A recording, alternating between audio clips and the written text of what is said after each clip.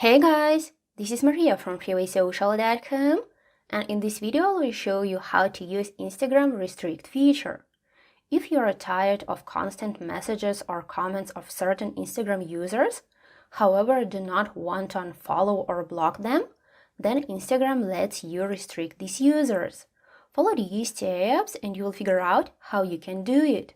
Go to your Instagram profile tab and click on the three lines icon in the upper right corner. Tap Settings. Hit the Privacy section in order to open it. Scroll down until you see the Restricted Account section and press on it.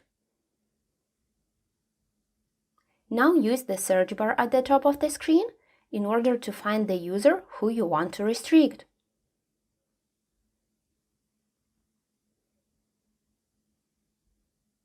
Then click on the Restrict button next to that user. In order to unrestrict the user, simply hit the Unrestrict button next to it. That's it. I hope this guide was helpful and you were able to use Instagram restrict feature. Don't forget to like this video and visit us at freewaysocial.com.